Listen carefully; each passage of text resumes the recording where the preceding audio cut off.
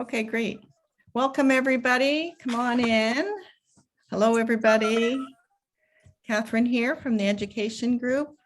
So glad you could come. Come on in. If you haven't already, be sure to mute yourselves. So, or you can say hello first. Feel free to say hello first. Hello. Hi, Sue. Hi. Hello. Greetings. Hi, Amanda. Come on in, and Hi there. lovely that everyone could come on this fun and cold night. So it's a good night to be in and just enjoying a wonderful talk that we have planned for you. So please come on in. We'll start in another minute or two. I think we're just gathering people in. So say hello and then put your mic on mute. Be sure to put yourselves on mute as you come in. Greetings, welcome. I see recording in progress. Loading. I'm hearing a dog, so somebody needs to mute themselves. We've even heard trumpets on some of our calls. So welcome, everyone. Come on in, get yourself organized. Make sure you put yourself on mute.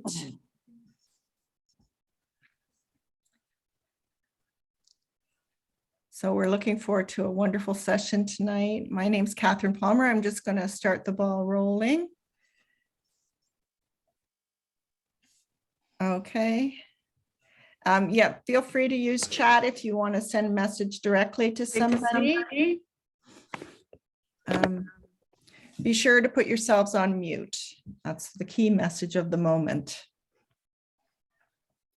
So welcome, everyone. On behalf of the Education Committee, we're just thrilled that you could join us tonight.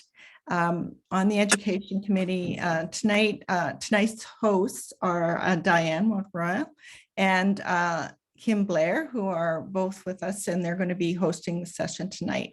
So my role is just to say hello to everybody and get things going. So first things first, we like to always include a land acknowledgement. So the Artist Network and the Leslie Grove Gallery acknowledge the traditional territories of the Anishinaabe, the Haudenosaunee Confederacy, and the Wendat peoples. These territories are the enduring home to many First Nations, Métis, and Inuit peoples from across Turtle Island. We also acknowledge that we're hosted on the land covered by Treaty 13, held by the Mississaugas of the Credit. Toronto is subject to the Dish with One Spoon Covenant, which bound the Anishinaabe, the Haudenosaunee, and the Anishinaabe, the Mississauga, and the Haudenosaunee people to peacefully share and protect the lands of this Great Lakes. In the spirit of this covenant, we are grateful to be able to meet, create, and grow together in the spirit of peace, friendship, and respect on this ancestral land. So tonight we have a wonderful gallerist session and three wonderful speakers. And without further ado, I think I'll just turn it over to Kim, who's going to get the ball rolling. Thanks, Kat. Good evening, everyone, and welcome to the Artist Network Seminar, The Gallerists. Tonight, we welcome Joan Spence of Spence Gallery, Phil Emond of Gordon Harrison Canadian Landscape Gallery, and John Gagne of Gagne Contemporary Gallery. I know the over 100 artists who've assembled here this evening are very curious about the relationship between artists and galleries. So we have prepared questions to ask each panelist. However, Diane will monitor the chat line for additional questions that our viewers may have that aren't covered by us. And I'd like to start by giving each of our panelists a minute or two to tell us a bit about themselves and their gallery. So I'm wondering if we could start with Joan and then move to Phil and then to John. Thank you. Hey, hello, everyone. Yeah, the Spence Gallery has been around since 2005. So now it's been over 16 years. And however, it's not, I mean, if I may say, it wasn't really a full-time gallery when it started, because when the gallery started, I had a full-time job, and I kept that job until actually not until a few years ago, maybe 5 years ago or so. So during the first years of the gallery, you know, I would finish my job, and it was mostly a evening and weekend gallery. So that was a different kind of operation at that time. The gallery started, I had no association with art and the art community, except actually liking art and going to a lot of art events and having a great deal of admiration for artists. And I noticed at the time, because this was 2005, so a very different landscape in the art scene in Toronto than it is now, that it was very sort of homogeneous in terms of the, maybe you could say the kind of art and also the kinds of artists that were represented by galleries. And, you know, I was having a conversation with a friend that just said, oh, it's unfortunate that so many great artists that we see at some of the artist shows never really get into galleries. They don't get represented because I wasn't sure why, but they're just that, you know, they just weren't there. So I'd known a lot of artists who had their art qualifications from other countries, and sort of quite similar to a lot of professionals, whether it's medical, lawyers, or, you know, other sort of technical people who get their qualifications somewhere else, but their entry into the Canadian market is sort of harder. And at the time, I thought it would be great to have a gallery where those people can actually be represented, and they get to show their artwork that's sort of cultural, steeped in their own culture. And so that was the motivation for starting the gallery initially. And so when we started, our little tagline was specializing in contemporary expressions of Caribbean, Latin, and African culture. And it didn't mean that was exclusively what we did, but it was an effort to actually spotlight artists of those particular cultures. And that carried on for years, and it still is, that we have a lot of artists who started with us from the very early years that are still here. Yeah, we continue to do that and continue to promote and hopefully represent diversity in the city of Toronto, because the idea was to have a gallery that reflects what the city looks like. And you know, we always sort of bring ourselves back to that if we're straying too far, and if there's any sort of lack in that area, to just sort of try and fill it so that we have that kind of representation. So yeah, that is sort of the basic history. The gallery has, I think in its about 5 to 6 years in, started participating in international art fairs. Because another issue that we thought was, how can we serve artists in a way that they weren't being served? And at that time, pre-internet as it is now, pre-Instagram, the idea was to bring our artists to an international audience. And the way of doing that was to participate in international art fairs. And we continue to do that to this day. Although it's, you know, with the rise and the presence of artists on Instagram and elsewhere online, we have to sort of reconsider how we serve artists in that regard, because perhaps we're not as not as necessary. So yeah, so that's become part of a significant part of the program at the gallery, and it always has been, and for the foreseeable future, I can see that it will be. And the location that we're in right now, which is on Harvard Street, is a new location for us. We were in Mirvish Village, which many of you may or may not know. It's one of Toronto's neighborhoods along Bloor Street. And we were there for most of the life of the gallery until around 2007, when everyone had to leave because of development. And we sort of bopped around a little and was in the Junction in a warehouse space for a while, and then found this location in mid last year. We moved here, and it's almost back in the same neighborhood. So that's a really, really good thing to come back to where we started. And yeah, we're trying to really reestablish ourselves in this neighborhood and to sort of engage a lot more with our Canadian audience and our Toronto audience after being sort of, a bit more hidden for a few years. So yeah, the journey continues, and hopefully the next few years will be wonderful. Thank you, Joan. We appreciate that. Mhm. Phil, would love to hear from you.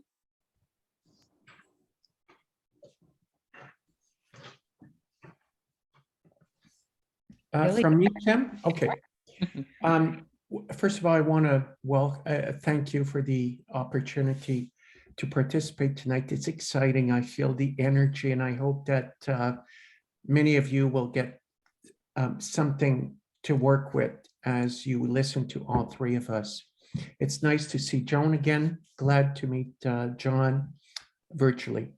My name is Philimo. I am the owner of I actually half owner of Gordon Harrison Canadian Landscape Gallery. The other half, entitled, belongs to Gordon. I started the journey around the year 2000 with Gordon. I won't tell you if I'm older or younger than Joan, who started in 2005.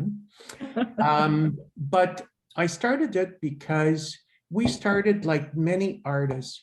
The first few shows started out, Gordon was painting in his mother's washer dryer room in the house. We had our first shows in our home. Then we got, just to give you a little bit of about our journey, then we got our own studio where Gordon would paint a quainted little house with a lot of characters. And just like Joan, I was working full time, so I'm glad to hear that we have part of the same journey, Joan. And because as you do this, you need some income to support you throughout that journey as you're building up your clientele and the exposure to the art. So we got the studio. I started to organize the shows at the studio. I had, just like Joan, other than loving Gordon's art, I had no experience running, doing a show. I worked in human resources in the public sector, but I wanted to do this. And so I got very involved. And that was before websites existed, must I tell you.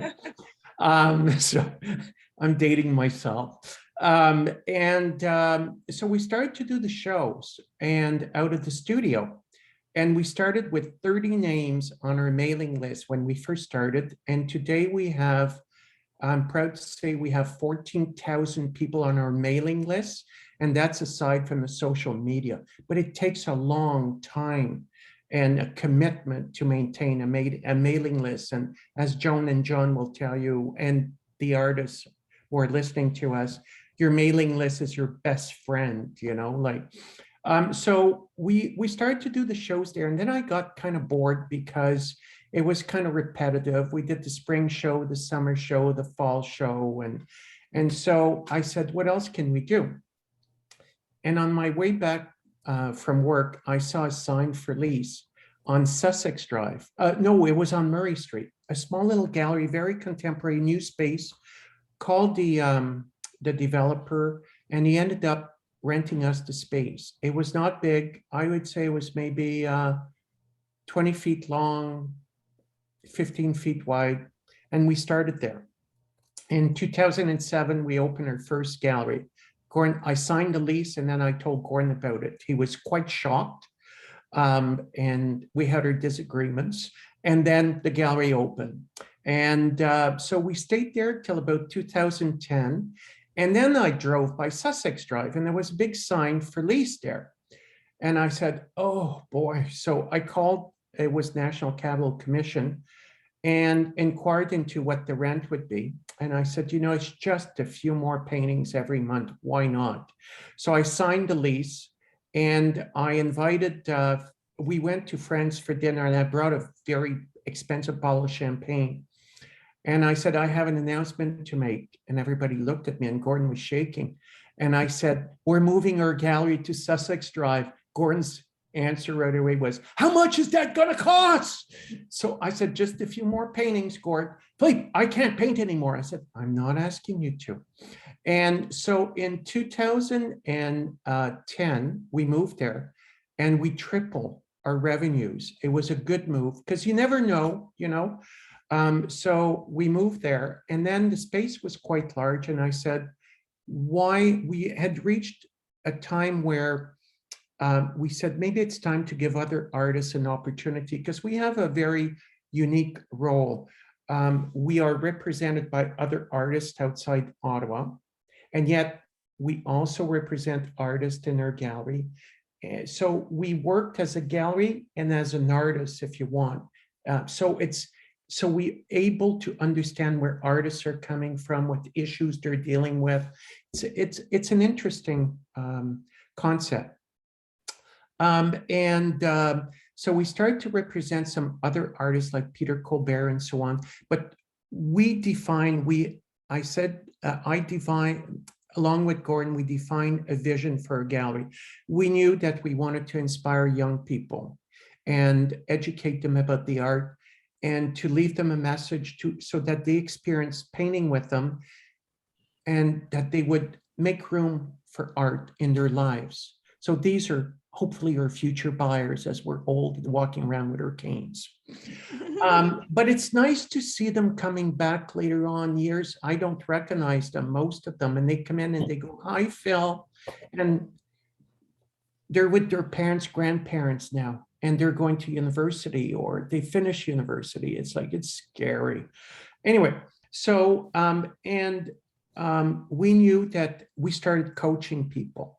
So Gordon started to give back. So, and I developed concepts like art retreats. Gordon was never, when we first started to offer coaching, it was one-on-one. Gordon said he was never going to do this. He was not going to be there for the session. He was retiring as an artist. So it was a little shaky. 24 hours before the session, he still wasn't going to be there for the person to coach them. He showed up and he was scared. He had never coached before and he started to coach. And over the years, he became very proud that he built a network. We have a strong network. People appreciate and feel supported by him and learn from him. So Gordon felt he was giving back and feeling good. Then I introduced the group sessions, the art retreats. And I won't tell you what happened there, but now it's great and we all love it. So today, after 95 Sussex, just before we were going to Italy, I went to visit another site on Sussex with bigger windows. And I put in a proposal for it. I didn't tell Gordon again. And I figured I don't need that fight with them if we don't get the space. And while we were in Italy and I was suffering from food poisoning and emergency in Siena, I said to Gordon, why don't you check the emails for the gallery? And I said, just give me the first name, an executive summary, and I'll tell you delete, skip, I'll deal with it later. And I was all plugged up. All of a sudden he's screaming, no, no, no, we are not moving the gallery. I said, darn. The only time he checks emails and the email comes in to say we got the space on Sussex, the other space. And I said to Gordon, if I live, I'll fight you. If I don't worry about it. I've signed nothing. So we've moved there about 4 years ago, highly successful. It's beautiful. We're one of the main 5 galleries, I would say, in Ottawa. I love it. The gallery is my home.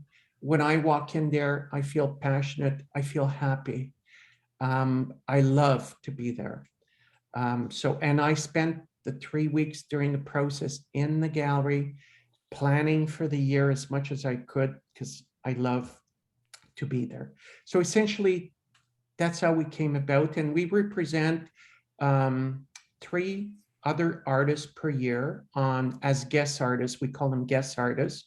Angela Lane from your network was one of them recently who exhibited with us, and we had a lovely show with her. So we will, many clients who collect Gordon's art will collect 1, 2, 5, 20, 25, 30 paintings, but I want to offer that. Some of them will say, okay, I need to diversify my collection. So it's nice that we introduce a guest artist to our clients and I get to know new artists and learn from them. Gordon likes to also connect with them and our clients get to know them. So essentially that's our story. And I'm happy. Thank you. These are amazing stories of courage and adventure. They're just exactly what we as artists need to hear. So John, please dazzle us with your story. This is just getting better and better. Thank Well, you. sure. These are hard acts to follow, by the way. But I can tell you I was in New York for a number of years with my family. I was working as an advertising creative director. We were there for 8 years.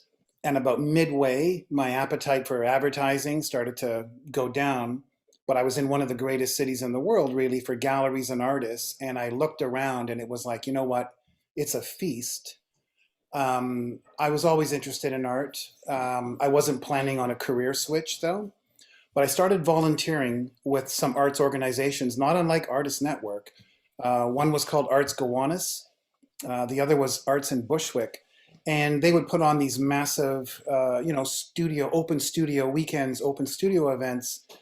And I found that my training in advertising and marketing was well received. I was made very welcome by the arts community, but I would help with everything. I was hanging art at midnight, before the show opened. I was helping promoting events. Year over year, they started giving me more responsibilities. I started taking small groups of art lovers, sometimes real buyers, art collectors around the Lower East Side galleries, which was really interesting, kind of rock and roll compared to the Chelsea neighborhood in New York. But what was happening was as I was bringing, let's call them art lovers around to galleries, of course, I was learning so much. I was getting an inside view on how the galleries were running. I was seeing artists from really all over the world who were in New York and how they were showing. Curating became very interesting to me in terms of how do you make those choices to decide what goes on the walls and so on. So I started to go deeper and deeper into it. I left advertising behind. It was a complete pivot into the art world. And then it started to become a business. Some of the people that I was bringing around, they were spending, and I'm not, I'll just be frank, they were spending $30,000, $40,000 in an afternoon buying art. And when that would happen, of course, I would make a percentage. So it kind of validated a little bit about my journey in terms of, I can listen to people, I can understand a little bit what they're looking for. I have a relationship with artists and galleries. I can put those two together. I can tell you that some of my first curating opportunities were in Brooklyn, some were in Manhattan. And again, it's like, somebody actually said, do you want to curate a show? And I said, yes, knowing nothing. Yes, absolutely. And then I realized, okay, I have to go to a dozen artist studios now and sit down. And it's not easy all the time. It's a kind of a vulnerable moment. You're artists, this. It can be a vulnerable moment. Someone's looking at your work and making decisions. On the other side of that is myself aware that I need to make good decisions. I want to bring the best work I can. But I went in always like, look, I have no academic training in this. It comes from love and it comes from passion. And I always just trusted my feelings around, what? I want to show these 3 pieces or these 4 pieces, whatever. And it turned out that they were good decisions. The shows sold well. And of course, a little bit of success brings more. And then I was asked to more or less kickstart the opening of a gallery in Manhattan called Art of Our Century. And these were like formative experiences, I can tell you, putting together solo shows, putting together group shows. But at a certain point, as you know, New York became kind of a war zone. And by 2020, pandemic raging, we had been there 8 years. And my family decided, okay, we're going to come back home to Toronto. And I didn't really know what I was going to do. My network was in New York.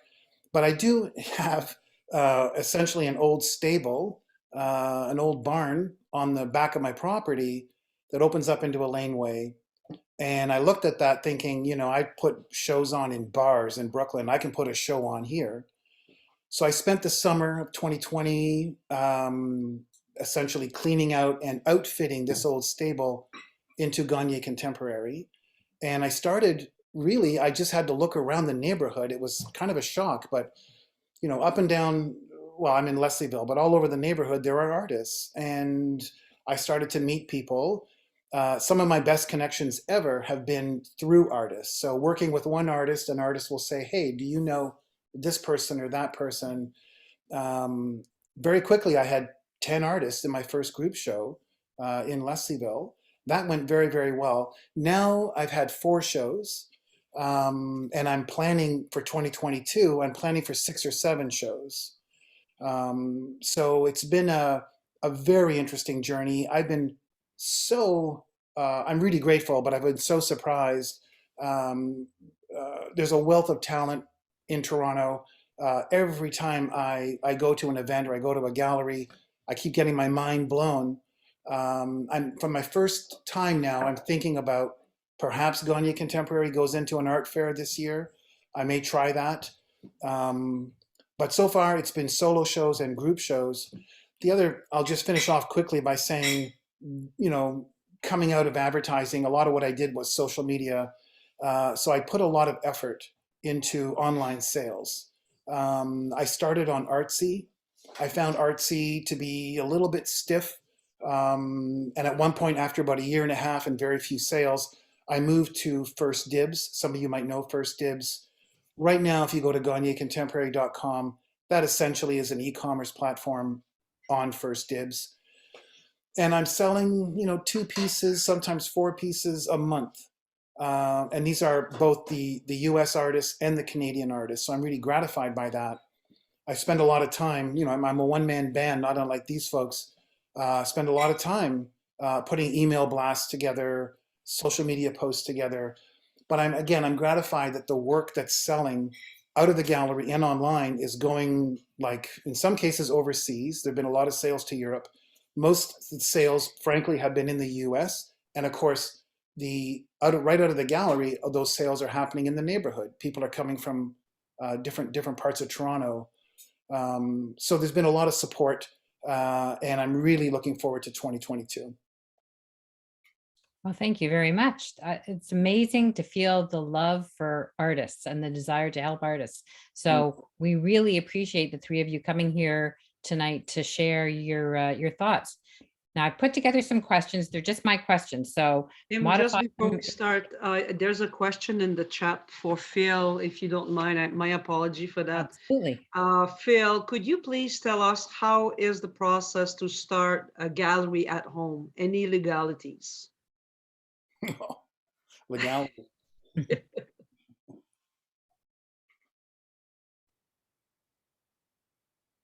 Just not sure if Phil is there. Are you on mute? I put myself on mute. Sorry. There are, the first thing you need to check are the municipal bylaws.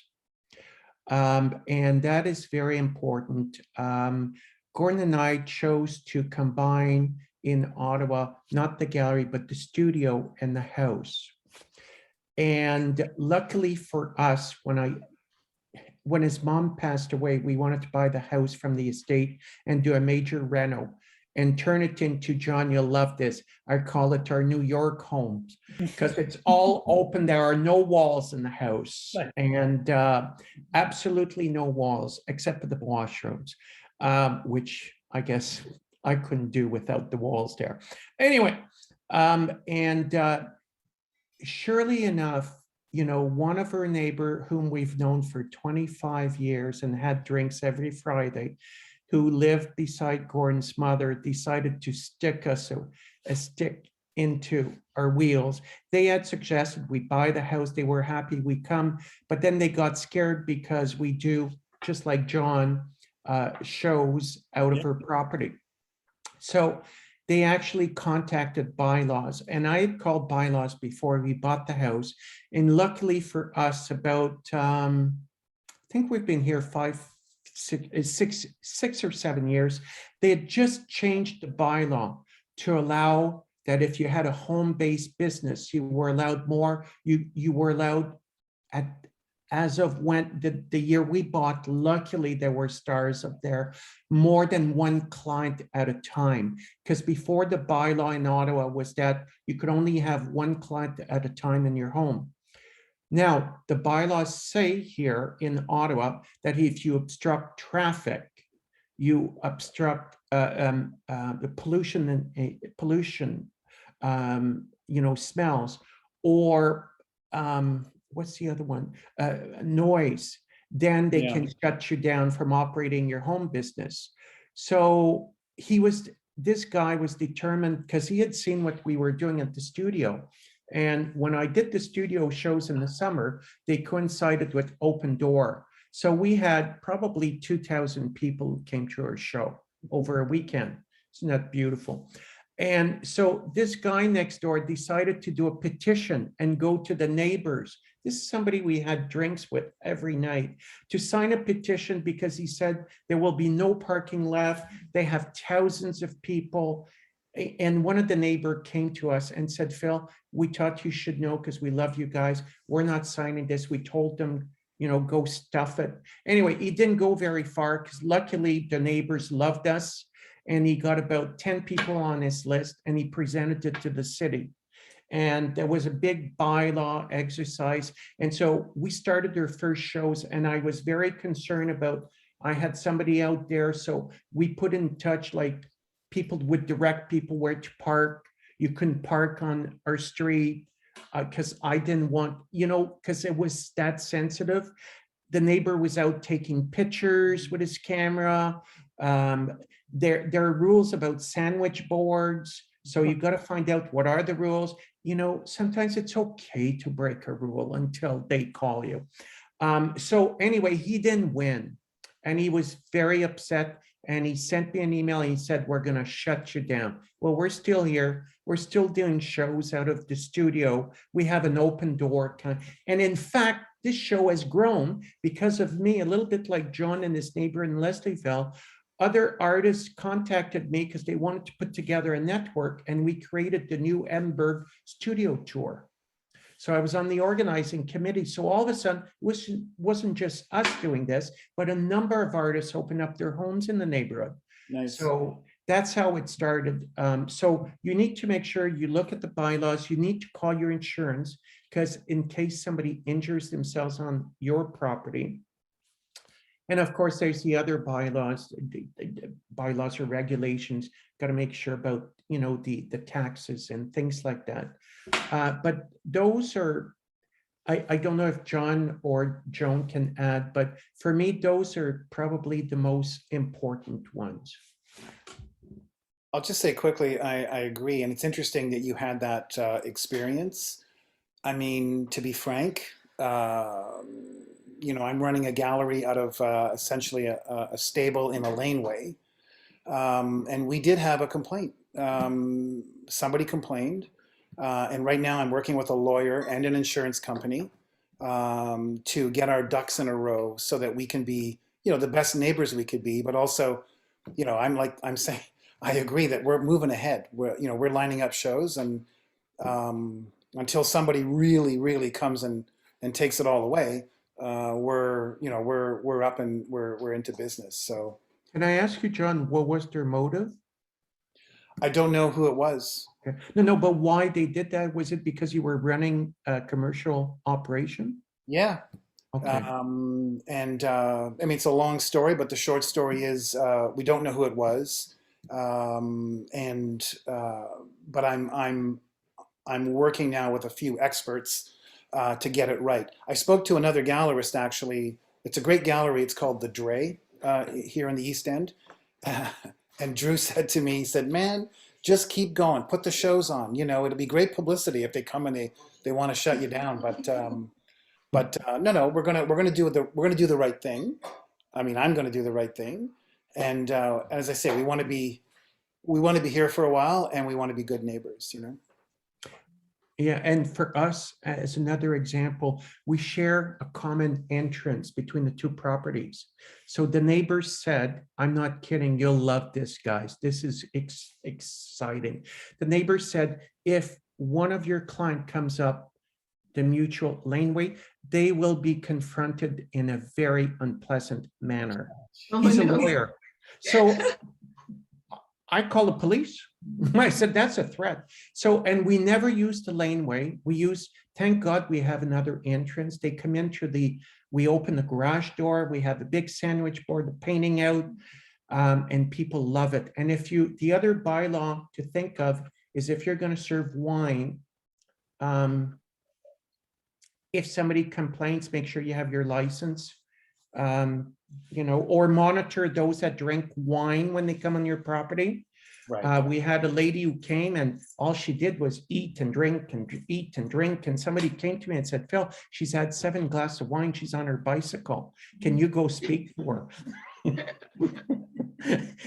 And I wanted to get her name to get her off my mailing list. Well, what do you know? She's back at the next show under a different name. Anyway, the little challenges, but like John said, you keep going and it's fun. It sounds like an adventure. Now, the questions that we started with are pretty basic because I thought of them. And so if you hear something and you want to take it in a little bit of a different direction, be my guest. But my first question was going to be, how many artists does a gallery typically represent? Just jump in if you have an answer. I'll just say one thing quickly, especially I think because I've got the online, let's call it the online side of this thing working.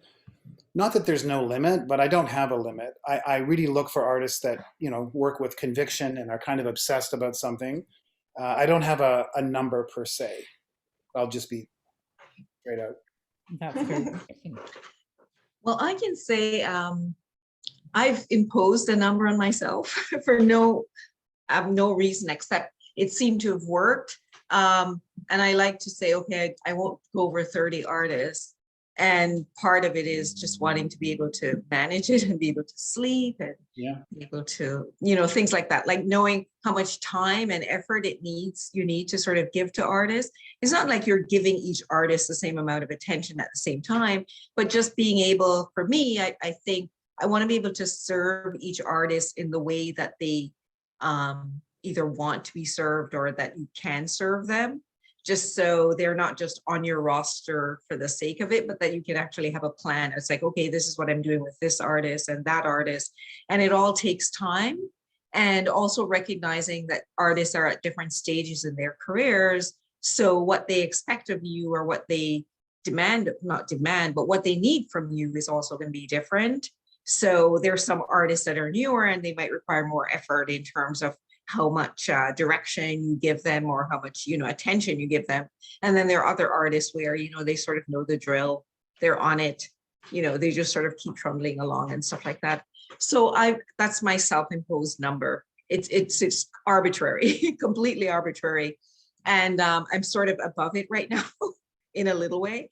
But we do have artists who come and go. Like there are some artists who, some artists have left because they've taken a different direction in their lives or their careers. And then you sort of add artists. We usually have artists on our waiting list, not a real waiting list, but artists that you want to bring on, but you've got to find the right time. So there are those. And then there are other artists that are, actually, I've even had artists that sort of took a sabbatical from the gallery and then returned. So all those things are happening. It's very dynamic and always a work in progress in terms of who you have on and how many. Okay. How does a gallery decide it's ready to represent a new artist, and how does it begin the process? How do you find the artists that are the right fit for you? Joan, can you jump on that? Okay. Or Phil? Sure. Go ahead, John. Okay. It's sort of a hard question to answer in a real way because there's so many different ways in which you sort of come up on an artist or decide to add an artist. But when we were starting out, I think I mentioned before that we were quite deliberate in terms of wanting to start a gallery that sort of reflected Toronto's diversity. So we were actually actively looking for that. And the idea was to start in that way and then the others would come. You start and you make that effort initially, the others will come. And that has happened organically. But because we are, I think Gordon Harrison Gallery is primarily focused on, let's say, landscape. So you sort of have your vision of where you're going and the kinds of artists you choose. We don't have that kind of sort of genre box in a way. So we have what I'm now referring to as delightfully eclectic bunch of artists. So it means that, you know, there are only a few genres you'll say, okay, I'm not going there because that's something else, you know, like, for example, like we don't do photography, and I'm probably not going there because that's a whole other beast. But you know, at times we might look and say, okay, we you know, we just lost a few artists that do you know, figurative work, but we do want to have some figurative artists on. So we look at artists who've applied in the past and they have figurative work and say, this would be a good person to add. It would fit in with the sort of feeling of the gallery. And so to return to that, like, even though it is sort of an eclectic bunch of artists that we have, there's still a sort of feeling that we want to have for the gallery, so that when someone looks on, you know, there's sort of a consistency of the kind of art or the feeling that you get from the art. So for example, we don't have pop art or street art, so to speak. And it just is not the kind of thing that we're doing. There's nothing wrong with that art. It's just not what fits in here. So, you know, those are the kind of boundaries that we put on in terms of thinking of the artists that we're looking for. And just also trying to balance it. Like, personally, I like to know that we have a lot of female artists in the mix. So that's something, like, I'm always aware of, like, when, you know, it seems like there are way more men than women. It's like, okay, where are those women? Let's get them in here. Or just having some representation from minority groups, you know, it's like, okay, let's get some more in here and stuff like that. So those are the things that sort of keeping in the back of mind when thinking about adding artists. And yeah. Anyone else like to add anything? I'll just say something quickly. I feel like the artists that I've worked with reflect a little bit about my journey in terms of what I've learned to appreciate. I can tell you, it's funny that you mentioned photography, Joan. You know, photography and sculpture, I can tell you, were something that was a little bit alien to me. I wasn't quite sure where to grab on, what was good, what wasn't good. But over time, you know, I started to appreciate that more. And then when I would walk into a studio, and for instance, it might be a textile artist or a sculptor, the category didn't matter so much anymore. You know, I was more about, you know, sort of how interesting is this work, so again, I kind of looked for that in terms of whether someone's ready or not. If that was the beginning of the question, forgive me. Almost a different discussion, and I had to learn a little bit about being frank. I mean, I've had some meetings here recently with some artists, and I said, you know, I love what you're doing. You need to do more. You need to do more. You need to surprise yourself, make more things. You know, let's talk again in a year or 6 months, whatever.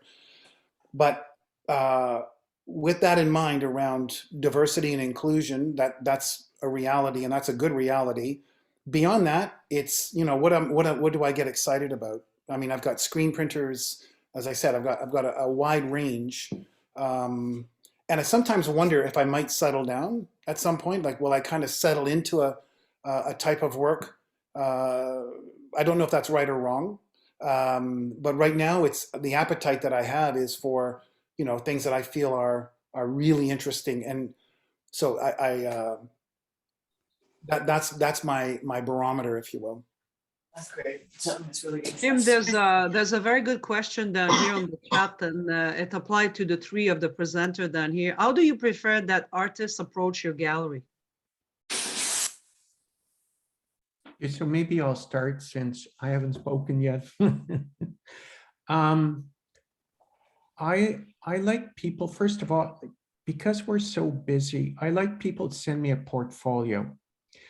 And if people don't have a website, I have to tell you, that's the minimum for me, you know, for our gallery. It is important for me at this day and age that I want to look at the integrity of the work. I want to look at if there's a theme in the work, does the artist have a certain style? Is it recognizable?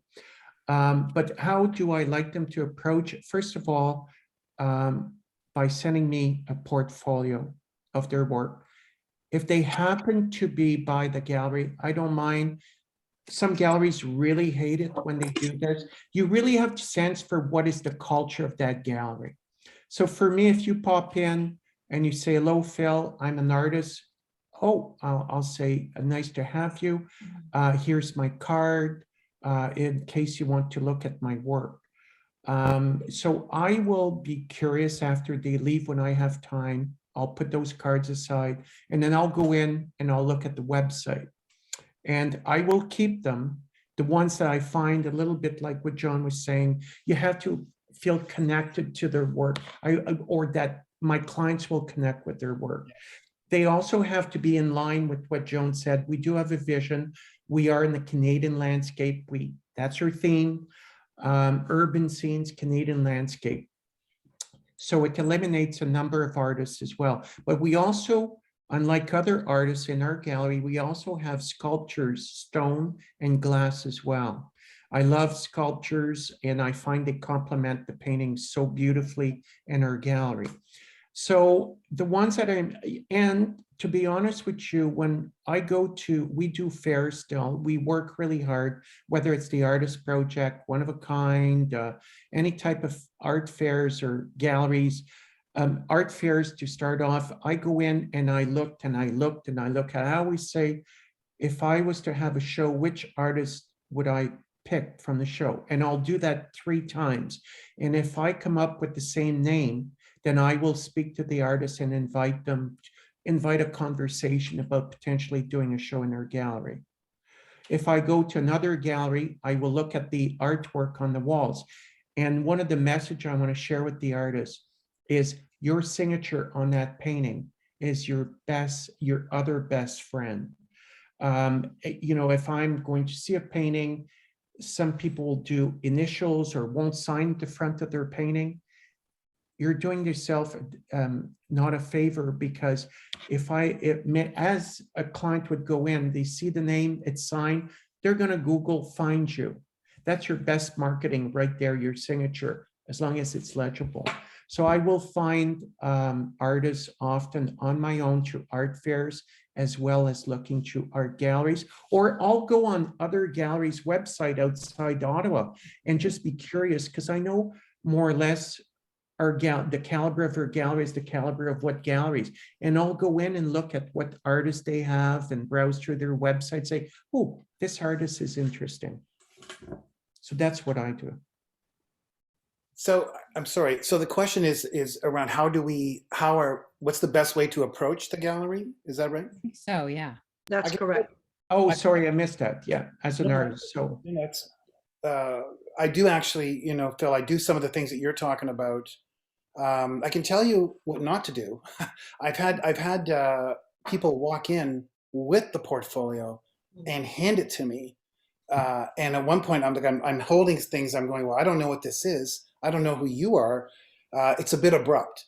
And I know, these people mean well, and we sit down and we get to it, but that can be a little unnerving. But I don't know that there's, again, a particular process. It's funny, Phil, I don't worry about a website so much because there's all different kinds of artists with all different kinds of capability. I do like studio visits, so it's nice when someone will invite me over.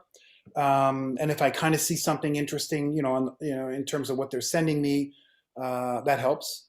But there's no formal process for me. It really is a little bit of a introduction. It helps when an artist, bring another artist along to meet. But not, I guess, nothing too abrupt.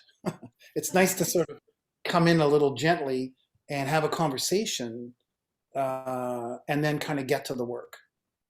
yeah, you really have to feel the moment when you walk in there. Let's say I go in and I meet with John. As an artist, you want to get a feeling for how is John feeling? Does he have time right now? Yeah. You know, is this the right time for John? If it's not, make it quick, come back when the timing is better, because, you know, sometimes you just have that one opportunity to open that door and you want to make sure you do it well. So do your homework before, maybe find out about the gallery. Maybe you have something in common with an artist who's there, or a sport, or try and engage in a conversation, and eventually that leads to the art, I think. Yeah, I just want to add that actually related to what both of you said. Because we do a lot of art fairs, and at times you're at an art fair and artists come up to you and they come at the most inappropriate time. Like when you're, you know, sort of surrounded by clients in your tiny booth, and they want to have a talk with you. So that's probably not a good time to interrupt, as Phil said, like to interrupt when you see that the person might be busy, and you know, and also it might be too forward, you know, as in John's experience there too, where it's like they've come, you're in the middle of something and they're like wanting to show you their portfolio or to show you something, and you're like, oh my God, this is not the right time. So that's a thing not to do. And I personally don't mind people sending me an email for an introduction or asking questions. However, if someone's going to send an email, I want it to be something that's thoughtful, not just like, here's my website, because chances are I'm not going to open that web. Like, I mean, I may do it eventually, but there's nothing there to invite me or to sort of persuade me that I should actually look at your website. And if someone is, you know, I would suggest to artists that if they're going to approach a gallery, that you do your research, as Phil said, like look at galleries that have a group of artists where you think you might fit in, that you will sort of become part of. You will add something, but not be too much of an outlier for what they're doing. Just sort of like, okay, is this a place that I would fit in, that my work would, you know, sort of work well with the other artists that are there. And yeah, do that kind of research before. And also even looking at the artists that are there, like if you might have a gallery that only represents artists that have been working for, you know, 40 years or something. They're not getting they're not working with artists that are fresh out of school. Mm-hmm. And, you know, not that you would say, okay, they may never approach you, accept you, but you might want to think more of going in with artists that are sort of similar career stage or something like that. That might help. But just that kind of thoughtfulness when you're doing your research before approaching a gallery, I would suggest. And I have to say too, just to add, we as gallerists need to be also open-minded. I'll share a little story with you. It's funny. You're gonna laugh, I hope. I'm sitting there and this woman comes. This was around probably 2008 or 9. She comes in, she says, "Hi, Phil." And I said, "Hello, you don't know me." I said, "No, I'm an artist." I said, "Oh, nice meeting you. What do you do?" She says, "I do jewelry." I said, "Oh, lovely." We didn't have any jewelry in the gallery. She said, "I know one day I'm going to be in your gallery." I said, "Great." She leaves. She comes back 2 months later. Winter coat, there's snow outside, with just fancy little high heel shoes. "Hi, Phil. I was in the neighborhood. I brought you a cup of coffee just to say hello to you." I said, "Oh my God, she's going to drive me bananas." So of course, what do? I had coffee with her. She said, "Phil, I really want to show you my work." And I looked at her and I go, "Oh, no, no, no, no, no, no." And so we had coffee together. She takes off. 6 months later, she comes back and she said, "Hi, Phil, I'm back. Remember me? I brought you coffee last time." "Oh, can I forget you?" Yes. But you know, she was smart. She was building up the relationship. So we chatted about life and this and that.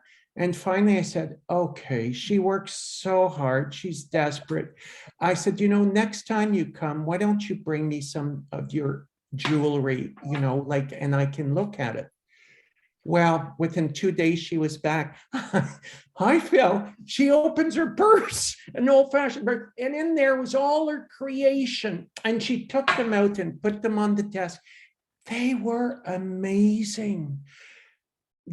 Gifted like you wouldn't believe. Well, we still do business with her when we do a show, and she's a single mom. I always ask her, she's part of the family now. And you know, if it hadn't been that she had shown up with her winter coat and her high heels in the winter and a cup of coffee and be persistent, she wouldn't be in our gallery today. So I guess part of us need to remind ourselves to be a little, you know, open-minded at times when we don't want to see someone or they look a little weird or their approach is weird. Anyway, it's been great and I'm very happy. I gave myself permission to meet her. Yeah, good for you. Good, yeah. Great. Yeah, I'll make sure I put my lipstick on next time when I come in.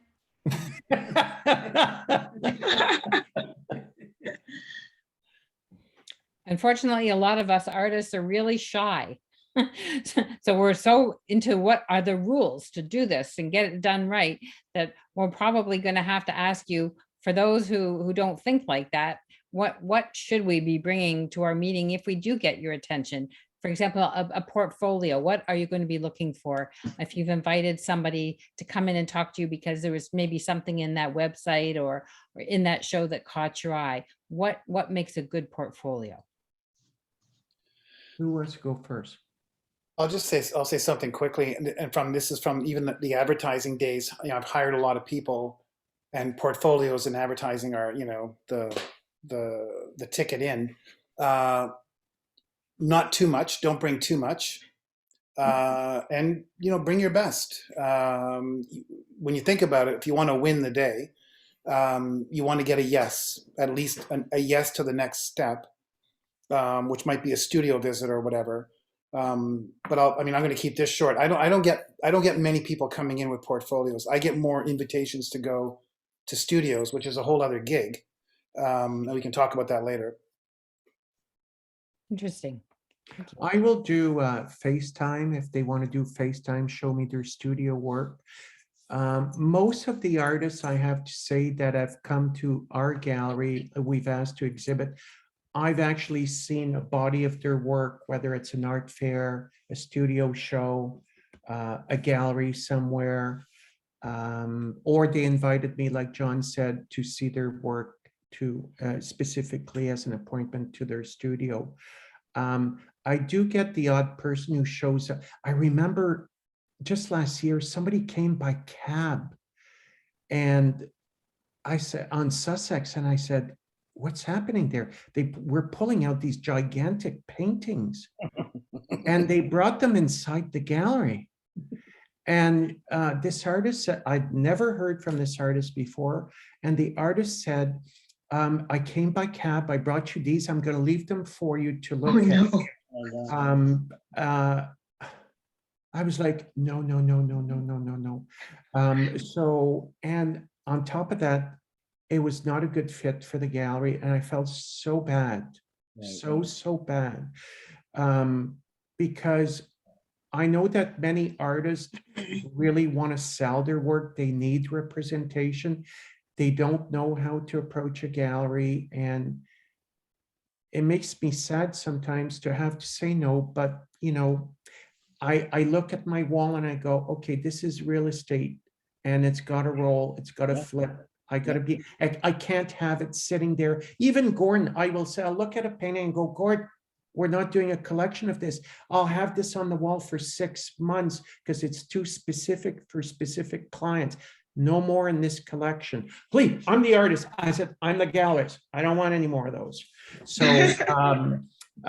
but Daniel do a piece and I'll say, wow, I can't, you know, keep that collection up on the wall because it just flies out.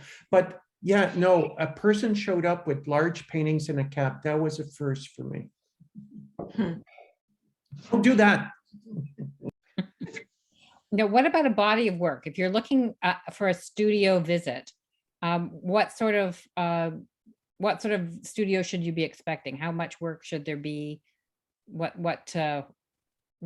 is going to give you what you need to represent them? I'll let John go if you Or want. Joan, do you want to kick that off, Joan? Sorry, could you repeat it specifically?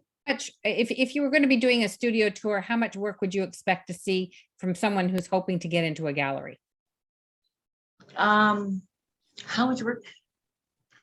I think I would,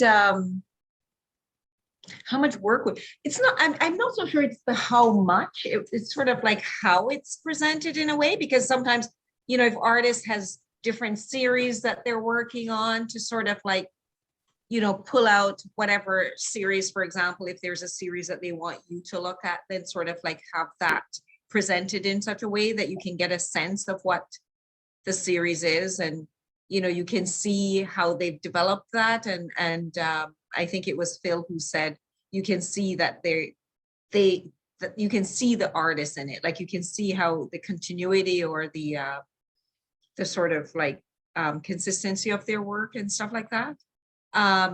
So I mean, but if someone brought you to their studio and had two pieces, that might not be that impressive, but yeah, just it's more, I think, being able to see just sort of a body of work would be good to look at. I don't do a lot of studio visits before, and maybe I should start doing this. This is a great idea. Studio visits before saying yes. Usually it's after that I actually venture into the studios. So that's a good, I should take that from John as a strategy to go to studios before. I'm partial to the studio visit only because it was how I kind of came in to looking at work and choosing work. And I got to say, I'm pretty greedy, like kind of like a squirrel. Like when I get into a studio, man, I'm saying, open up that drawer. What's in this rack? I like rifling through stuff. I know that, it's a serious enough occasion. An artist is going to make very often make me very, very welcome. The work is set up. And I like that. I like to see work, no question. But I'm also interested in kind of what their journey has been. So, you're a painter. What are the drawings? Did you do some drawings? What else have you got around the work? I'm not afraid of older work. In other words, they may be doing something now, but what was happening 2 years ago, 5 years ago? I find studios fascinating. And very often it's chaotic, and there's a lot of stuff. And I like rifling through it. I don't know what it's almost like archaeology, I kind of want to know how we all got here, how that artist got there. And depending on the kind of show you're doing, there's room for that material, or there may be room for that material. So I enjoy doing that. Yeah. So sorry, Phil, go ahead. I was just going to add, the other thing that we created at the gallery is we call it the Apprentices of Gordon Harrison. These are the group, the network that follows Gordon, takes a lot of lessons, coaching, and so on. And so over the years, we've been doing that now for over close to 14 years. And so some of those artists, a little bit like what John was saying, the story, you need to get to know them. We got to know them, and I saw them evolve over the years. And the whole intent is not to replicate Gordon's work, but to find their own style. And I tell them that. And once in a while, when I see one of those apprentices who reach a certain level of accomplishment, I will actually invite them to show their work with Gordon in the gallery and give them a show. It's a fabulous moment, often in tears. Yeah. For us, for both of us, to know that somebody worked so hard to get there, and it's their first gallery show, and they're so happy. An example, Jenny Pearson Miller recently, we're friends with her. She took many lessons. She has a B&B in the Laurentians. She invited us for dinner. I looked at the work, and not all the work, I would say, is the same consistency, integrity, but there was one painting that I went, wow, wow, wow. I said, Jenny, if you do me a collection in that theme, that style, I will give you a show. Well, what do you know? She started the next morning to paint. And for each painting, there's about 10,000 little paint strokes. And so she started, and she had her first show at the gallery, and she was a huge success. And it was such a beautiful moment, to reach together a celebration. But it takes time, and it takes a lot of work, and it's about building a relationship. Meanwhile, you got to work on your work and keep painting, and you get there. But just to echo what John said, because I mentioned I don't do a lot of studio visits before, but I have done those studio visits where you go to artist work and you see stuff that they've sort of put aside, or things that are from the past. And sometimes those are in fact the real gems that you can sort of like say, oh, what about that series? What happened there? And then sort of like tease something out that becomes like a, something that they then had put aside, but they rediscover even for themselves. And that takes them on another journey. And a similar story to yours, Phil, there was an artist who in his studio had a piece that he had done. It was just sort of like a random piece. And he had done it, I think a year or whatever before that time that we were having this conversation. And I was like, oh my God, I really love that. I haven't seen you do anything like that. Why don't you run with that? And he did, and literally was a best-selling series for several years in the gallery. So it was like, we still talk about that, how that one painting that was hidden became his sort of trademark almost. And he'd never, he hadn't really thought of it in that way. It was just sort of like a random thing he had done, and it became something.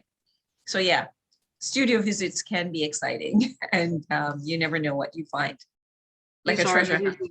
These are amazing sharing. And Kim, there's another question in the chat, and this question is for John. The studio is in her living room, and it's of course half living room and half studio. This is due, of course, for different reason as financial situation.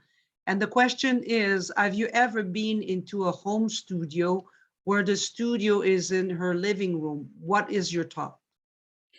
It doesn't matter. I've been in everything. I've been in people's kitchens, living rooms, basements, and I get it completely. Usually there's a little bit of time spent just to sort of like let the artist know they can relax, like this is okay, there's kids on the floor, there's something going on the ceiling, whatever. That's all good. So there's no standing on ceremony. I mean, we call it a studio visit, and very often it is, but sometimes it's a kitchen table, and the work gets put out and the conversation happens. So no worries. John, you mentioned the idea of a group show that you are putting on. How do group shows work, and are they ways for artists to get noticed by a gallery? Good question. I mean, how they work, that's interesting. I'm sure there's going to be a few different statements here. I'm hesitating because, and I'm going to be frank, I think sometimes group shows get put together because, well, it's a little bit of a catch-all. Now, I personally try to avoid that. I choose every piece because I love it. I just love it. If I could, I would own it. But there is a sense sometimes that a group show can be a little bit of like, I can tell you in the summertime in New York in the summer, group shows galore.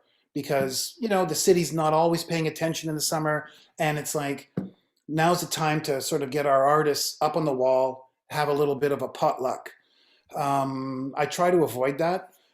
So the short answer is I've had some group shows. I've had probably, honestly, as many group shows as I've had solo shows.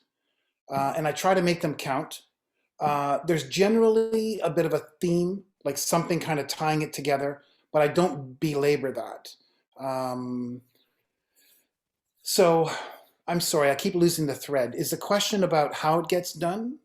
Well, is it a way for a younger artist who's looking to get noticed by a gallery to apply? Are they general applications, or is it really specific by invitation only? No. So I have, let's call it like I've debuted some artists in a group show, and I just did it at my last winter show. I gave a couple of artists their first. So the group show can be a little more forgiving, and it's not a bad opportunity. You've got some, work on the wall, different kinds of work, different kinds of artists. It's nice to have, if I want to try out an artist, it's nice to have a couple of pieces to see how people respond to it. What I find interesting, and I just did this with a couple of artists in the last show, is what the other artists are saying about that work. So even before the doors open to the public, it's good to hear the other artists go, oh, look at this. This is really cool, or I love this. Then I feel a little bit, validated, like, okay, you know what, trust your instinct. But I felt the work was deserving. It turns out that it is deserving. Other people are paying attention. But the short answer being yes, a group show is an opportunity to kind of surface or debut some newer artists to try it out. Is that helpful? I'm Absolutely. And would I think- that be something that would show up on your gallery webpage, or would it be something that you would approach artists individually to invite them to try? So also a good question. I actually have two websites going. And the reason for that is I've been trying to sell through Instagram. And to sell on Instagram, I have to have a catalog of art up on Facebook, sort of their shopping mechanism. It's a lot of work. So when I'm having a show here, I definitely put some select pieces for every artist that I have, essentially up on my local site. It's fully transactional. Like you can actually buy it right from Insta, no problem. And in that case, yes, I will let the artist know, because just, out of fairness, yes, I'm putting your work online. We're selling it here and here and here, as well as in the gallery. The other website that I mentioned before that's on First Dibs, those are artists that I have a contract with. I have a number of pieces from them. Those pieces are up there month after month, and I promote them, as I said, with email blasts, etc. So that's a more formal condition, like a more formal arrangement with the artist. But in terms of what I'm showing, like right now in the gallery, I will take some pieces and kind of get them up into the sort of like my own e-commerce network, so that I can sell. I mean, I want to be able to make it as friction free as possible. So if you see it on Insta and you love it, or you see it in an email and you love it, you can click and buy. I just want to say, I think maybe the question was whether or not you do an open call so artists can submit like a square foot show or something like that, show to be part of it. So that you have the opportunity to kind of, as an artist, they have the opportunity to get their work in front of you to see if it's juried, to see if it's then part of a group show that you might be interested in continuing to represent. Thank you. Do you know that I've been lucky enough, I've juried some shows, but it wasn't my gallery. Like somebody launched that open call, and artists submitted, and I was the one kind of choosing the work and then repping it and selling it. I haven't personally at Gagne Contemporary, I haven't had an open call.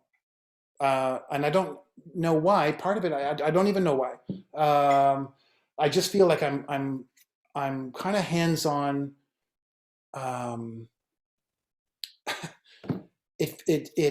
I guess I could think of it. I just, for my own self, I've never just thrown it open. I kind of make myself available to make all those choices. If that helps. What I would, if I can just add, Absolutely. if I was an artist, I would, often what I see is other artists who connect with each other, just like your network, and they decide it would be great if we got together and did a group show. And then they stop there because they don't know how to do the group show or how they start. And you know, you're almost there. There's a lot of work after that, but just keep going. I love group shows. I'll tell you why, even when I have them at the gallery, when I do them, because each artist will bring their own client, all these clients to my gallery. So it's, the opening is normally very, very busy because, like, example, we've had the Olive Gordon's apprentices. We've had a show of their work at the gallery. Let's say 30 of them participate. Each of these 30 people bring in 20 people for the opening. That is 600 people. So for a gallery, for me, a group show is fantastic, but it's a lot of work to prepare that group show, because you want to, for me as a gallerist, I have a card, a profile for each artist. All their work is online.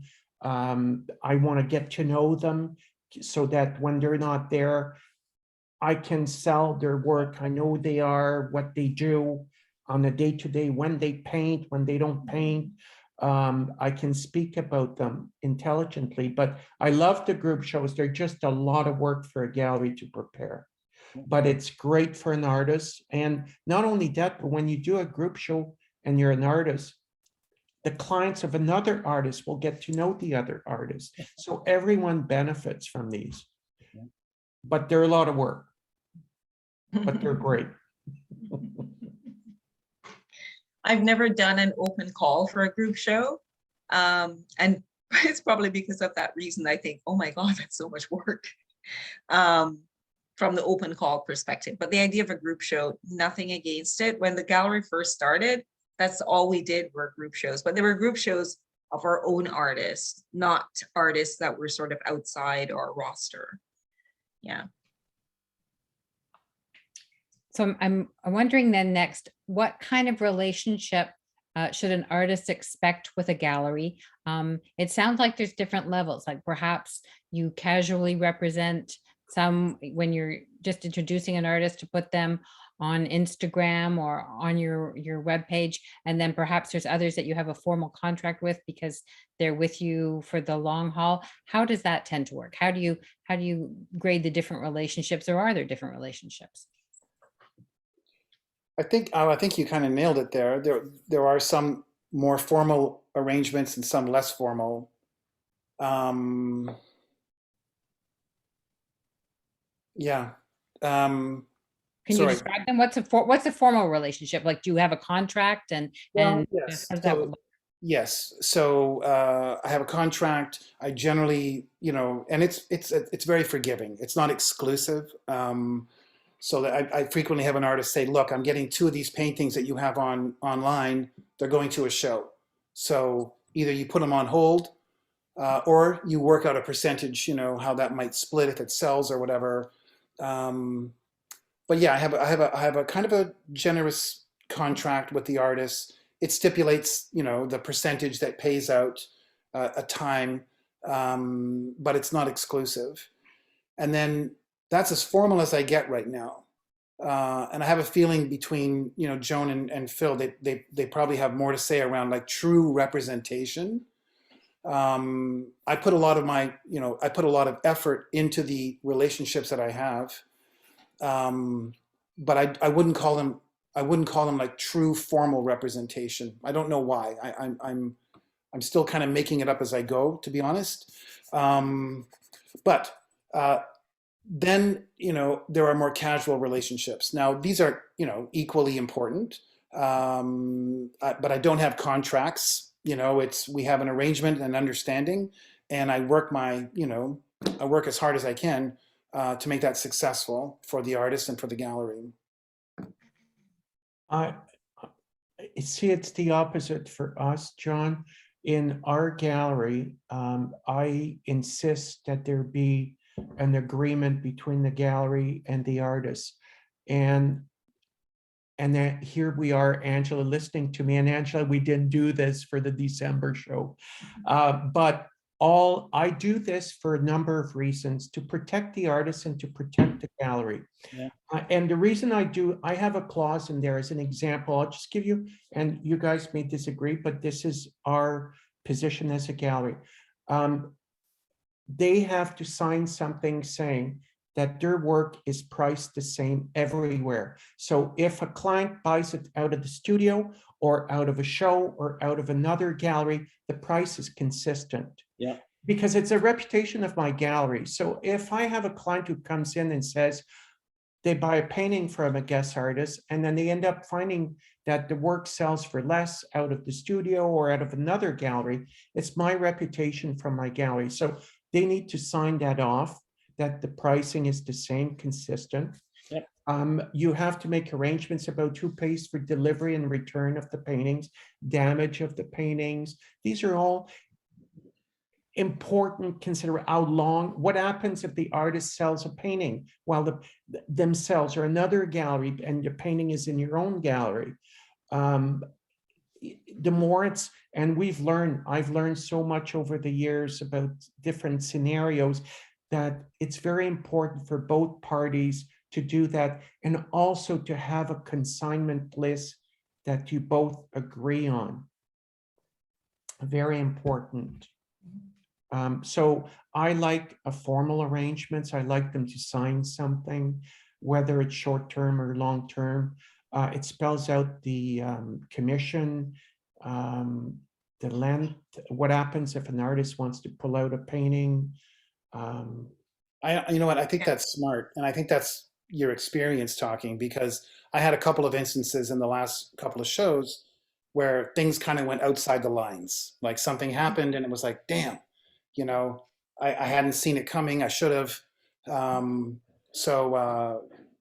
Part of my plan for 2022 is to get more serious about those contracts. Yeah. You learn as you go, Yeah. John, right? Mm-hmm. And it's Yeah, all, and I'm still learning. So yeah, like Phil, we have a formal contract for all our artists, and I will encourage artists to read their contracts because sometimes they sign them and don't read, and then something happens and you're like, well, it's in your contract. So please do read your contracts. And yeah, we have the same sort of stipulations that you probably have there, Phil. And yeah, they're there to protect, because sometimes artists are sort of wary, it seems, to sign their contracts, and the contract's there to protect the artist too, as much as the gallery. Actually, maybe sometimes more so. I think our contract is probably more protection for the artist in some ways, but it protects both parties, like contracts are supposed to be. And you know, it's one of the first things that we do, and then the relationship goes on from there. So yeah. Can I ask a question of my fellow gallerists here? And I think it'll be interesting for everybody, because I saw this in New York, and it was interesting because some artists would sign and some wouldn't. And it had to do with, not unlike what you were saying, Phil, it had to do with when the show's over, how much time does the gallery still have a more or less a hold on an artwork? Because you know what happens, people come into a gallery, they think about it, they want to come back, the show ends. Now it's 3 months later and the piece sells, the person sells, you know, the person goes to the gallery or the studio, whatever, and buys the work. Now the gallery that I was at the time wanted a one year time period where if that piece sells, the gallery makes a percentage. And at the time, there were artists there who wouldn't sign that contract, who said, there's no way. 6 months, maybe, 3 months, maybe, not a year. But can I just be blunt and ask, do you guys have conditions around extending past the show dates? Well, John, let me answer that, because a very good question. I don't, like, once the work leaves the gallery, for me, that's it. I've promoted the artist. I do, though, in that contract, as an example, I do insist that the artist sends out the email blast that we prepare, the Facebook thing. Like, for some reason, and it's no criticism, but some artists don't want to send out the email blast because it includes the work of other artists. And so they just want to send their portion of their work to their clients. No, you got to work as a group. Most will. But I'll give you an example. There was a guy, and plus it makes you think about the relationship. A gallerist, the term, we're not a gallery owner. If you're a gallerist, you care about the relationship between the artist and the owner. The term gallerist is about nurturing that relationship. So, and the artist has to also think about the future possibility of doing business with that gallery. And it is a very small world, the art world. The stories circulate very, very quickly. I had an artist, I'll just give you an example. I gave him a show. I asked that he be present for the 3 days. He was there for about 3 hours. He asked me why he wasn't selling as much as the other artist. And I didn't know him before. I took a chance because some of my clients had some of his work. I thought I'll introduce him, whatever. I returned all the work to him. 2 weeks later, to go back to your example, a client comes in and says, Phil, I came during the show. I saw this painting from this artist on the wall. Is it still available? I called the artist. The artist says, yes, I have the painting right here. I'm looking at it. I said, could you put it aside? I have a client who's going to purchase the painting. So the couple, the clients in my gallery say, okay, Phil, we'll come back. We're going to have lunch and then we'll come back. So you take their name, their email, their contact info. They go for lunch. I didn't hear from them. So I called them and I said, guys, I just wanted to let you know that I've asked the artist to send me that painting for you. It'll be in the gallery. The clients no longer speak on the phone. They don't know what to say. They said, okay, when you get it, let us know. I called the artist right away because I thought there's something not right going on. Yeah. Called the artist. They had called the artist at lunchtime. This is what I think happened. Yeah. The artist decided to sell it to them at a lower price if they bought it directly from him. So I called the artist and I said, okay, send me the painting. And he said, actually, Phil, I made a mistake. It's sold. I forgot that it was sold. Well, that artist, I can tell you, will never be represented in their gallery again. So maybe the artist made a lot of money short term that day, but long term, I don't think so. Yeah. So, but these are issues, you're right, that need to be discussed, you know, like, but some artists are wonderful. They'll call you and say, you know, Angela's on the line with us. And Angela said, Phil, you know, I got a call from a client who wanted to buy 2 paintings. I told my client they have to come to the gallery because it's part of the show, those paintings. Thank you, Angela, for being so honest. Right. And that's why she's, you know, we'll have her back in her gallery. So it's all about that relationship, the integrity, your values as an artist. Short-term money speaks, but long-term, you can close many doors as well. Anyway, that's a little story. That was a very good one. Can I ask you, I'm sorry, I just want to hear from Joan. Can I ask you, do you have some sort of something in place to protect past the show, or is that not a concern? I think, well, what happens is because we have these contracts with artists, like, so for example, the artist signs a contract and it's sort of like a rental agreement, actually. So it goes for that first year and then it just sort of rolls on. Yeah. And then if there is something about ending the relationship within that contract, so there is the, if we're ending the relationship, then that's covered under that. But in terms of having pieces of art, what I usually do with artists is that when we have the inventory of the pieces that they drop off, we say, okay, how long can you keep those pieces for? So it's not necessarily associated with a specific show. It's sort of, now it's part of the gallery. And then when it leaves the gallery, then it leaves the gallery. Yeah. So it's not, the time frame is not so much around shows. And then very often we're giving back pieces, like if they've been there for like, 8 months or whatever, we might say, okay, I might say to an artist, actually, I just did it with one artist who lives in Ottawa. And I was like, okay, I've had these 4 pieces for too long now. Everything else is gone and they're still here. you can take them back and let's switch and get a few fresh pieces. So that part of it is more sort of organic in a way, I guess, the way that we deal with moving art back and forth. And yeah, and usually when we do have, because I also do a lot of international art fairs, it means that pieces are coming to go to fairs also. And then they go to a fair and they come back or not. And then, you know, they're sort of living with the gallery for a while, and then we decide what to do at a particular time if they're not moving. Thank you. Thank you so much for your sharing. I have a question, Kim, before you get to the other question. It's a question that was asked a little bit earlier, mentioning that her studio is, and her portfolio is in her laptop. So this is a question for the three gallerists. Would you accept someone that comes and show you things from her laptop, or you just prefer that you come into the studio? Honestly, for me, I need to Hi, stay. sorry, that was me. And just to clarify, I only paint digitally now. So it's digital art. And my question is about what you see as the market, or what's your take on digital art as its own form. And then, of course, you know, it exists digitally, but of course it can be printed out in many different media. Right. So I have an artist that I work with who is almost exclusively digital.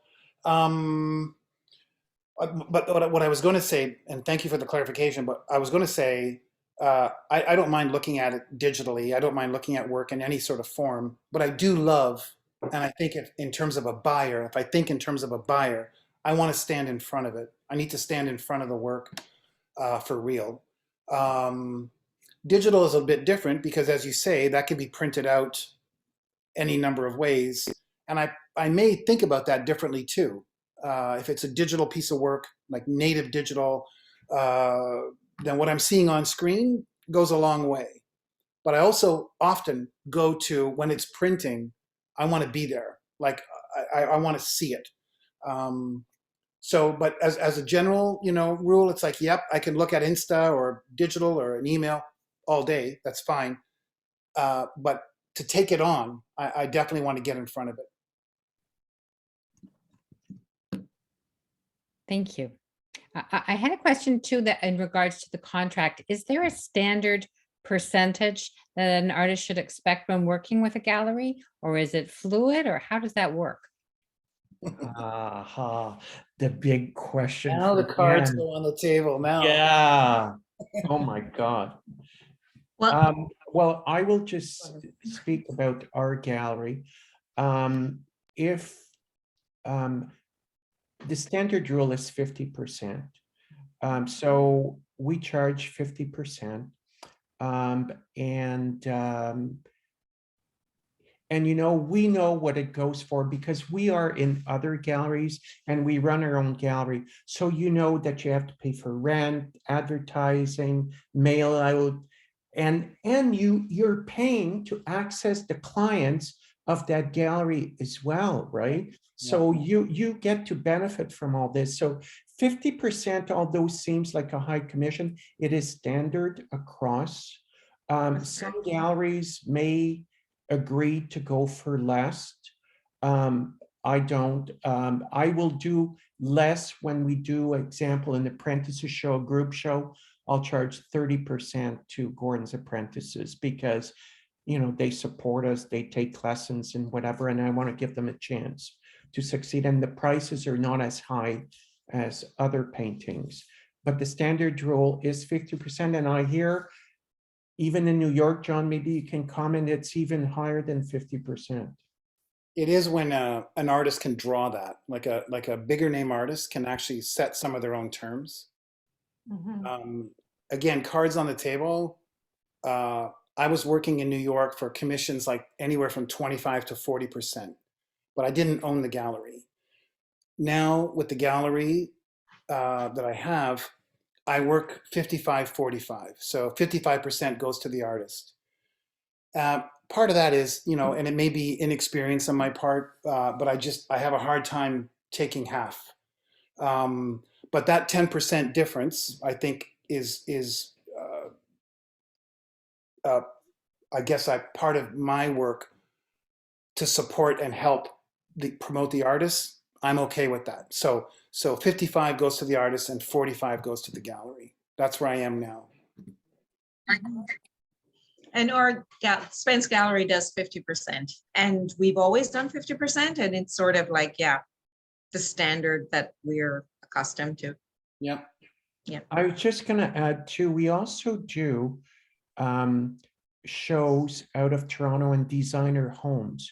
So we borrow a designer home and we have a show of Gordon's work there and the lady who makes jewelry, or we may have a guest artist with us. We will give a less percentage to the owner for the use of her property. It is based on the revenue, but we use exclusively our clients to invite them to that venue. So for that, and we pay for all the marketing. So therefore we pay a lesser, we pay 25% on all the revenues when we do a show like that. Yeah. It's a bit complex, but you know, you got to do what's right for you and for the gallery. So Well, that it's both good parties for are artists to hear that sticker shock, you know, like this is pretty much what you can expect out there. So that we don't go in looking like, oh, well, that seems like an awful amount of money to realize that, okay, this is part of the business arrangement because this is what you're going to get from it. And so that leads into what can an artist expect? Some sort of marketing of their work, or what can an artist who has an arrangement with a gallery expect from the gallery? Well, that's a very good question. And before you actually accept to be represented there, you should be having those dialogue before you sign a contract, before you agree to put your work there. You know, you can end up with your work just being stacked in the back in storage. It's up on the website. No, I'm not kidding. So I mean, it's frightening. I can tell you there's a large commercial gallery in Ottawa. You can be in it, but it doesn't mean your work is up on the wall. Right. It is stacked at the back. It's up on the website. There's some pros and cons for that. The pros are that an artist can say, I am officially in an art gallery, which is great. But what if one of your client goes there and says, I'd like to see John Blow's work? Who's John Blow? Because there are so many of them and their work is not up on the wall, or he's on the website. Oh, they look it up. Okay, the work is at the back. Would you like to see a particular painting? So have those conversations like, what are you going to do for me? Are you printing out a little bio for me to give to people? You know, and if they don't, I would say to an artist, offer to do it for them, to leave there so they to promote you. But that is a very good question. What are you going to do for me? Is my work going to be included on your website, or just the odd piece? Or are you going to do an email blast to your clients with my work in it? I think those are very important questions before you decide to join that gallery. But even more important, speak to another artist who's already there and say, are you happy with the work they do for you? What have they done for you? That's good. I mean, I do some of the stuff that I guess might be considered standard. Like I do the bios, you know, Phil. I make sure that, because I'm interested in artist stories. Like I'm interested in why and what they're doing. So I like to share it. I put emails out there, and again, everything clicks through to buy.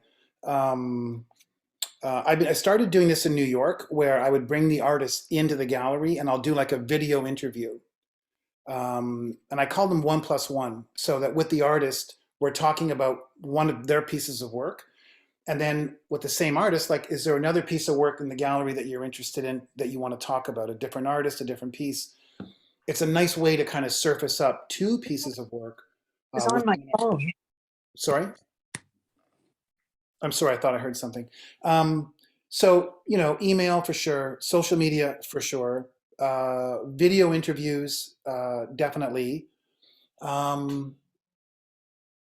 I think that's in terms of the promotion, that's where I go.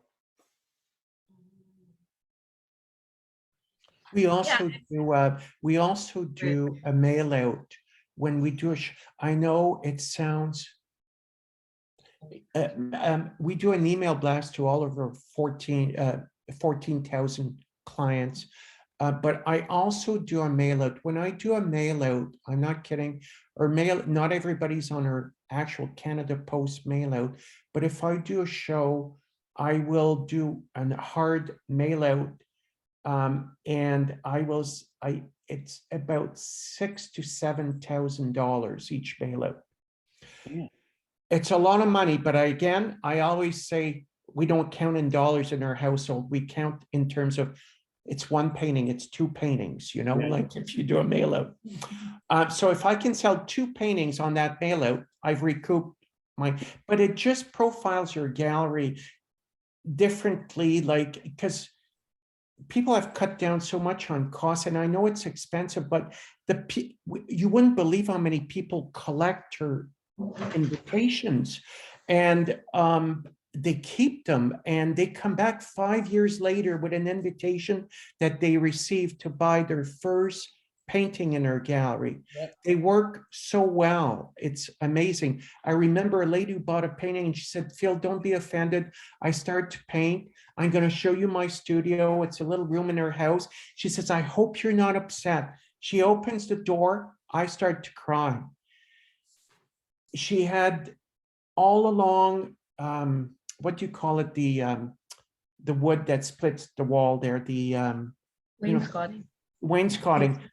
Just above the wainscoting, she had all her invitations all around the room. They did all the parameters of the room.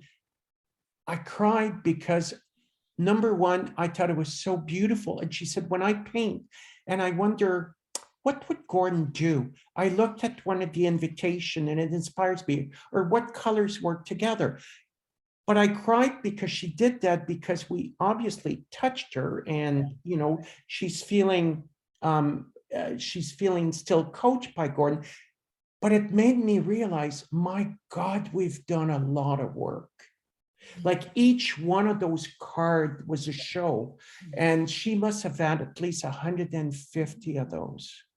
And I went, wow, we don't even have to have, I have them in the scrapbook, but it was just so beautiful to see, you know? I think those things matter. I think, and that's one of the things that struck me again in New York, and I try to do it here. For the last show I had here, I did some screen printing, like custom screen prints of the artist's work. In New York, there were a lot of posters, a lot of those postcards, invitations. Sometimes artists would have their own kind of zines or their own little publications. There'd be like 30 or 40 of them, you know, just available. I mean, I collect all that stuff. I love that stuff. So inspired by that. So it's a good thing that you're doing. Yeah. Well, I can speak for the Spence Gallery because we've been around through the technological change. Our efforts have gone in different directions. It's funny, Phil, you're mentioning someone holding onto your postcards. When we first started, we used to do a lot of posters and poster around the city. And I saw someone recently and she said, oh, I have one of your posters framed. Yeah. And it was like so funny. And then even a wilder story happened when we go to international art fairs. Like, we're always handing out promotional materials, and someone contacted me the other day to ask about a particular artist, and it's an artist that we don't have on our website anymore because we're sort of phasing that artist out, but we still have a few pieces. And I said, why are you asking us for that artist?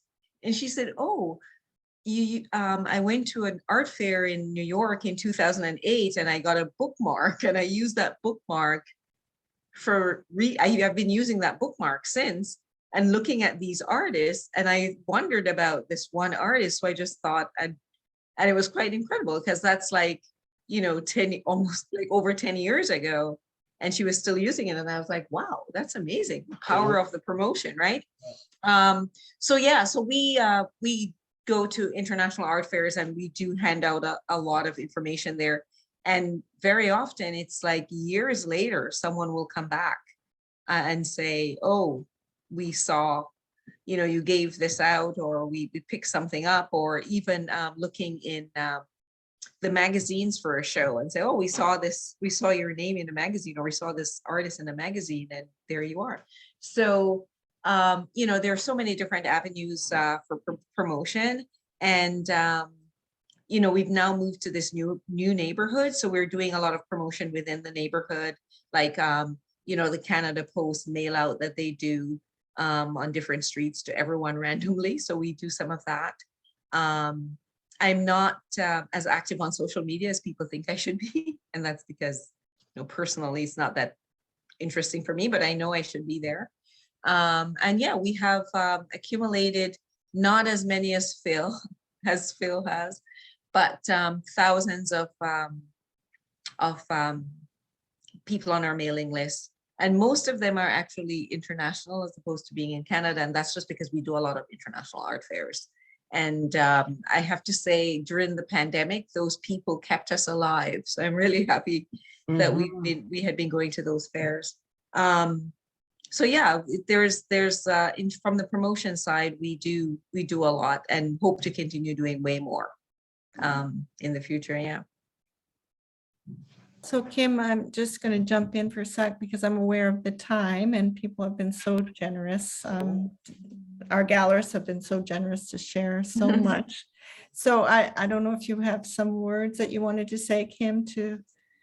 It's so inspired. I mean, it's so scary for a lot of artists to walk by a gallery and think, oh gosh, what, should I go in? Should I check them out? Would they be interested in my art? Or what would they want from me? To hear the passion that you have for the art and how you love it and how you cherish the artists that you represent. It's very inspiring. So I'm sure we're all out there thinking, yes, we're going to go out there and paint and give them something to be proud of. But And did anyone have any parting words? Anything that you wanted to just throw in there at the last? Well, I'm just going to say, I hope that you got a little something out of the three of us, what we shared with you. Be strong. Practice before you get there if it makes you sweat, just like anything in life. Open that door. Remember, often you have one shot with a particular gallery or person. Give it your best shot. Practice. Speak to another artist who may have had that experience to do something like that. But hopefully whoever you're going to approach will still be passionate about what they do and welcome you and engage into a conversation with you. And I wish you all luck and keep painting. It's beautiful. Joan, any thoughts? Yeah, just want to, be very encouraging to artists and, not be afraid to put yourself out there and because there are lots of people who are waiting to be supportive. And it's a beautiful thing to have great talent. I don't have any myself, so I have great respect for those who do. And yes, practice, practice, practice. Your 10,000 hours. And John? I think Gerhard Richter, you might know the great artist Gerhard Richter, is quoted as saying that art is the highest form of hope. So I believe that. I have a lot of respect for what you're doing out there. And, and I don't know what you're planning on doing with the Artist Network in terms of a follow-up, but any questions or any thoughts? I mean, I hope my email is available. I'm happy to engage. Yeah. Good luck and thank you. Well, I know, just to jump in, that I don't think we got through maybe even half the questions, the formal questions, but I think people asked questions along the way and we filtered them through, and we're so delighted at the generosity of all three of you to contribute, and amazing evening of discussion and such wonderful stories as well. So, and Kim and Diane, thank you so much for all your attentiveness and interest in getting this sorted out. So thanks to all of you for that. I have just a couple of quick announcements about our Artist Network activities. Just wanted to mention that we have upcoming in the education area, we're going to have a workshop about grants, hoping that we'll be able to speak with, I think, a representative of Canada Council. So we're working on that. And then more about how to grow your art career. So to reach that next level. So just as John had mentioned, we'll try to follow up on this because there's certainly a lot more to talk about relative to galleries. And then we're looking at session on branding, as well as information about the practicalities of things like how to hang a show and how to make that in-person sale come to fruition. Just a quick alert for Artist Network members. We're having an AGM is coming up in May. So put that, we'll give you the date shortly, but keep that in mind that the AGM is coming in May. Our gallery, the Leslie Grove Gallery, has the International Women's Show on right now, which is from February 23rd until March 13th. And the in-person lovely, isn't that lovely to say that, in real life reception will be on March the 3rd from 6 to 8. There's a wonderful virtual talk that's planned related to that show, which is going to be with a special guest, Joanna Pollock, and it's about Canadian female artists. And so I think that will be a really wonderful night on Tuesday, March the 8th at 7 p.m. And then do take a look because submissions are open now for the environmental show, which is called Our World, the Wonder and the Worry.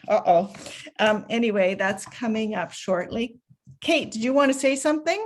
Our board chair is there and she's on mute. So, well. Hi.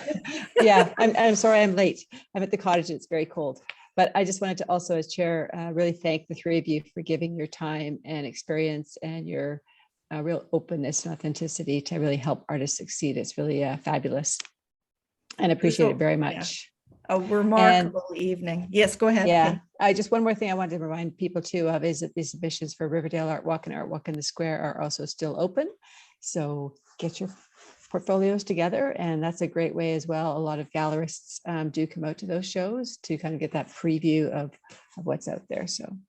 So keep painting and or whatever your art is, and we'll see you next time. And thanks again to our wonderful presenters, our panelists.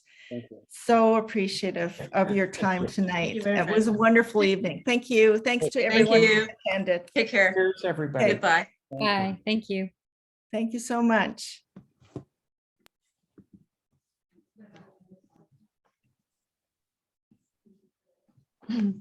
That meeting went on forever. Oh my God, someone. It did. It went on forever. It's all good. It's all good. Thanks, Joan, so much. No, I have clients. That's well, thank you for their patience. Oh yeah, but thank you. It was great. I had fun. It wasn't that I didn't, but just... Good job. Such an excellent job. Thank you. Thanks.